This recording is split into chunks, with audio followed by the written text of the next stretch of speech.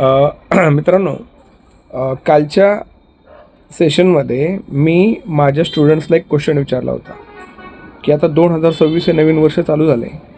या नवीन वर्षामध्ये तुम्ही काही संकल्प केला आहे का? तर नक्कीच सगळ्यांचं उत्तर होतं हो. तर माझा पुढचा प्रश्न होता की तुम्ही संकल्प काय केला आहे? तर पोरांचं उत्तर होतं की सर, संकल्प सांगायचा नसतो आणि जर संकल्प सांगितला तर तो पूर्ण होत नसतो. तर मी हसलो आणि त्यांना म्हटलं, अरे पोरांनो, तसं नाही. समजा मी तयारी करतो आहे स्पर्धा परीक्षेची आणि मी माझ्या मनाने संकल्प केला आहे की मी रोज सकाळी 8ला लायब्ररीमध्ये जाऊन अभ्यासाला बसेल आणि हा संकल्प मी माझ्या मनात केला आहे.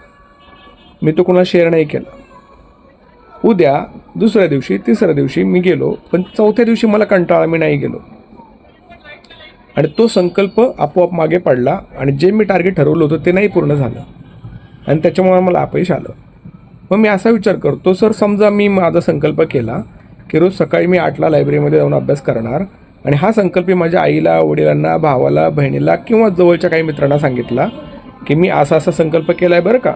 मी सकाळी लवकर उठणार, वॉकिंगला जाणार, फ्रेश होणार, लायब्ररीमध्ये जाणार आणि हे मी वर्षभर करणार, म्हणजे करणारच करणार. जर मी हे नाही ना केलं, पहिली गोष्ट मी ते करणार कारण माझं मन मला म्हणतं की तू बाकीच्यांना सांगितले, तुला आता करावंच लागेल.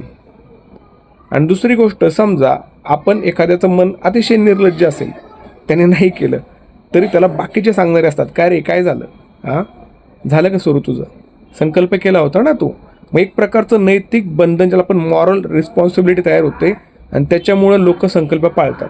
त्याच्यामुळे मला असं वाटतं, जर आपलं चांगलं होणार असेल, आपल्यावर मॉरल प्रेशर तयार होणार, आपण आपल्या चांगल्यासाठी काहीतरी काम करणार असेल ना, तर असा संकल्प लोकांना सांगितला पाहिजे असं मला वाटतं.